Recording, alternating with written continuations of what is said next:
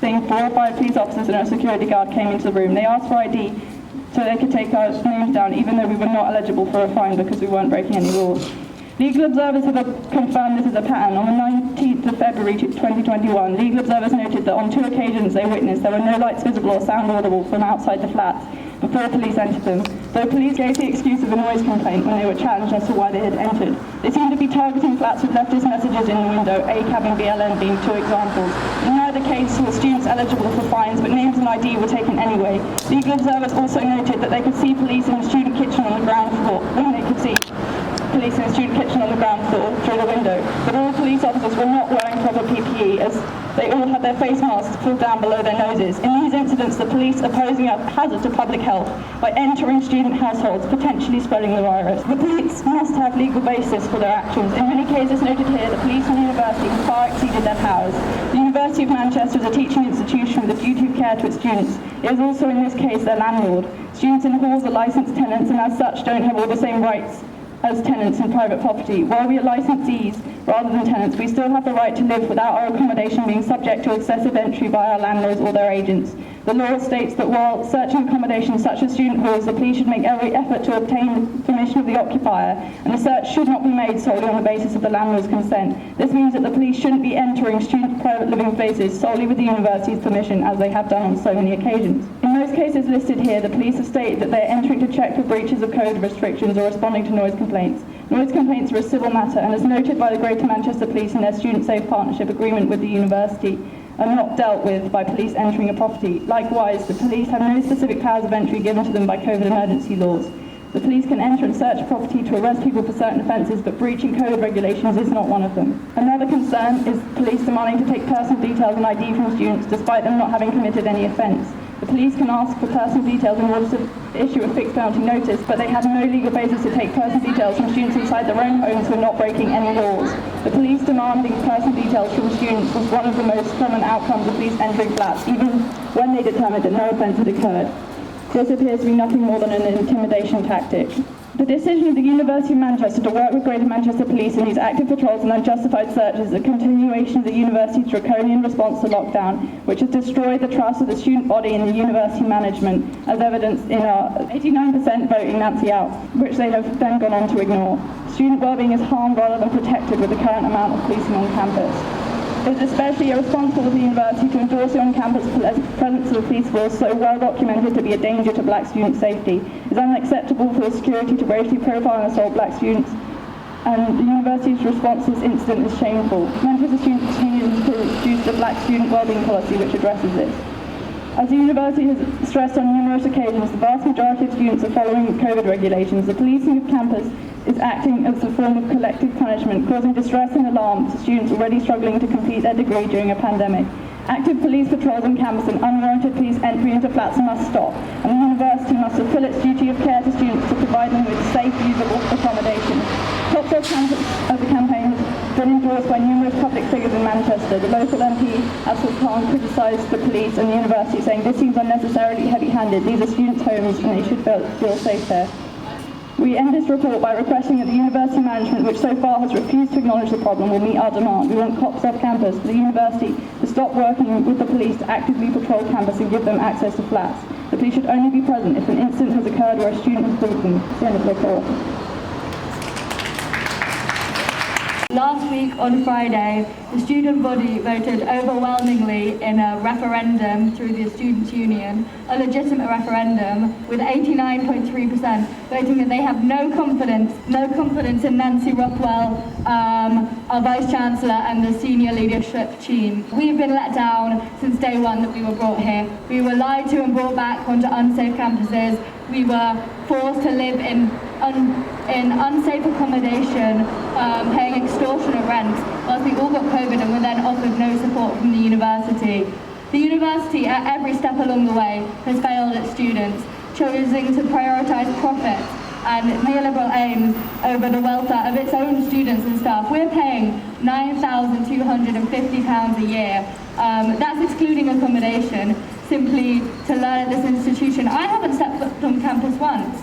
I haven't had any lessons because of COVID, and obviously that's understandable. But we are paying too much for this university to treat us the way it's been treating us. So when the students did this vote, and it came out that over 89% of students had no confidence in our Vice Chancellor and our senior leadership team, they then chose to ignore it. They chose to simply ignore this referendum and say it was legitimate. Whilst there was more voter turnout on this than the student union representatives who are allowed to have meetings with Nancy Rothwell and who are encouraged to direct the way the university is going to go. But when 89% of students say they have no confidence, it's ignored. That's why we're here today. We're sitting in until Nancy leaves, until we get a response, and just to say that we will not back down and there will be more to come. The problems with the University of Manchester haven't just come about this year, although it's been really prominent and really bad.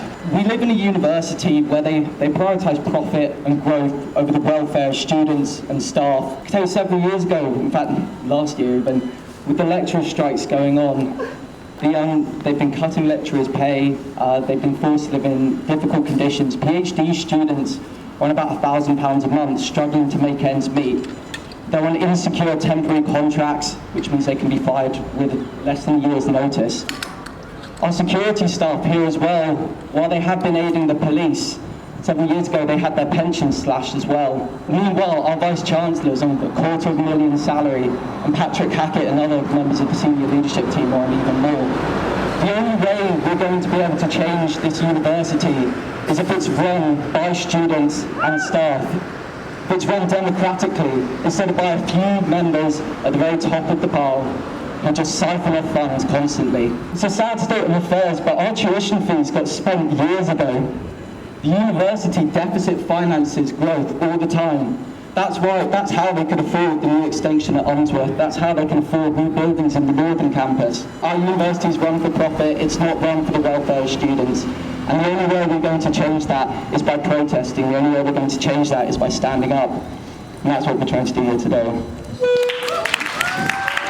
Through voting yes in this referendum, you are demonstrating to the University of Manchester that you no longer have any confidence in the university's Vice-Chancellor and senior management team. Nancy Rothwell and her senior management team have let down the student body at the University of Manchester in several ways. 1. In September, the university brought students back to campus on the basis that face-to-face teaching would go ahead, only to cancel it weeks later. This led to a significant outbreak of COVID-19 among students, with thousands infected and countless lives put at risk, including those working in administrative and cleaning roles on campus. Fences were erected in and around the Fallowfield campus without any prior warning to students or staff affected. There have been incidents of racial profiling by university security that have not been dealt with adequately. Then Nancy Rothwell was caught lying to the BBC's Newsnight about contacting a victim of racial abuse. Failure to implement a no-detriment policy for students' exams despite being head of the Russell Group, and funding cuts for PhD students.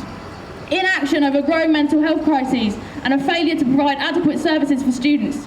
This is more than just a vote to replace a few individuals for their many failings, but it is a protest against the management of a university that aims solely to produce profits.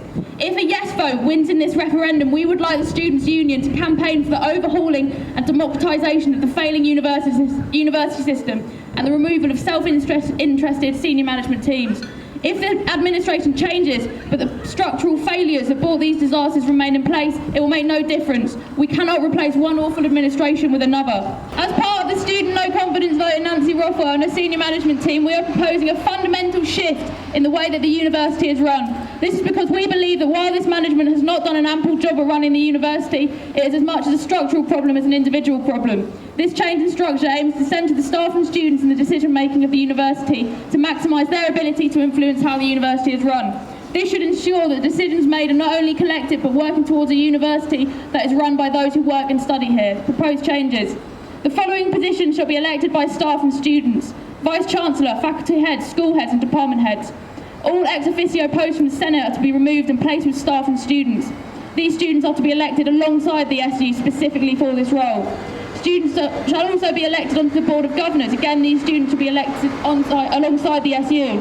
The Board of Governors shall undergo necessary changes to ensure that it is diverse and represents a body of students and staff that it represents.